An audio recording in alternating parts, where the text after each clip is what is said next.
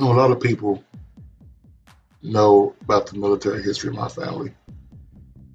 My biological father served in the military as well as an Austin police officer for over 25 years. Uncles served in the Army for over 25 years. Uncle Charles, Ray Smith. Father, call him stepfather you want to, my father served in the military for over 24 years. My grandfather served in the Navy and in Korea and was an Austin police officer before his untimely death. I have uncles and friends and cousins all over the world who served in the Army, in the Navy, Air Force, Marines. Me, hey, look, I'll be honest with you, I don't like guns. I have them, I don't like them, especially not when they're shooting at me. But when it comes time to support the military, I'm 110% behind it. This came into fruition the other day, actually yesterday. My son on his 17th birthday pre-party, if you want to call it, went out to the gun range, and then went out to Camp Mabry, a retired military base in Austin that still has a free museum. Took his friends to check out the tanks and the missiles and the planes and stuff like that. It got me thinking. There are people who have the drive to be in the military. Either they want to support the country, they want to get into college, or they just want, honestly, they want a job. But one of those three is going to drive somebody to get in the military. And the thing we have to do as a country is support them when they come back. But to put the face upon the military that maybe you can get in there and succeed if you're a different, let's say, race or sex, or you have a different upbringing than other people who succeeded in the military. It's something we must do. So when it comes time to promote or advertise, if you will, for the next generation, I'm not getting into this DEI bullshit. But I will say this. Maybe, just maybe, these channels who promote HBCUs and all this stuff can promote things besides football. With that being said, this came out in the news the other day where no one reported on it.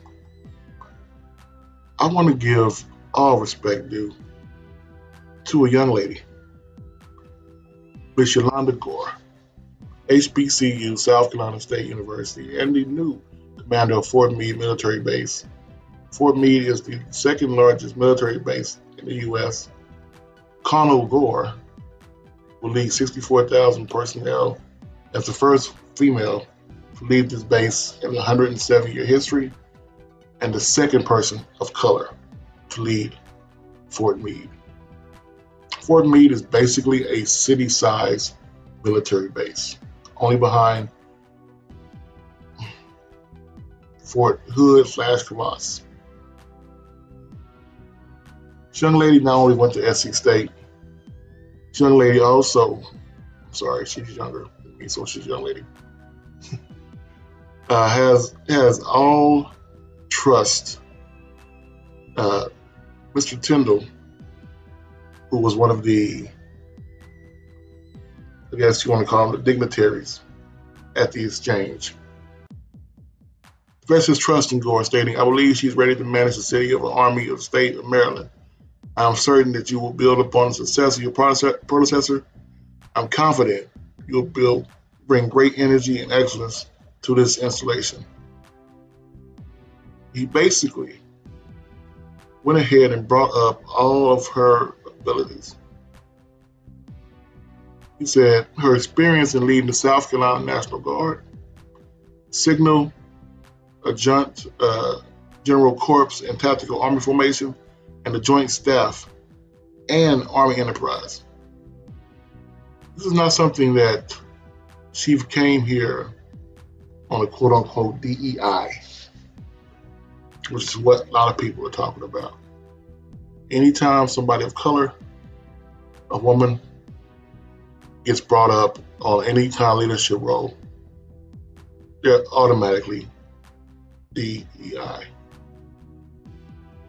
This young lady worked her way from the bottom to the top, and now is leading the second biggest military base in the U.S. This is the kind of thing we should talk about, we should praise. So I do praise you for your service. I do praise you for making that step, being the face of Fort Meade.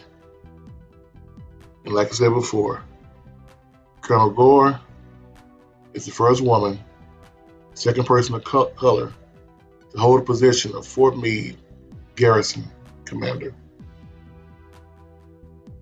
I'm Coach Simmons, and you have a wonderful day.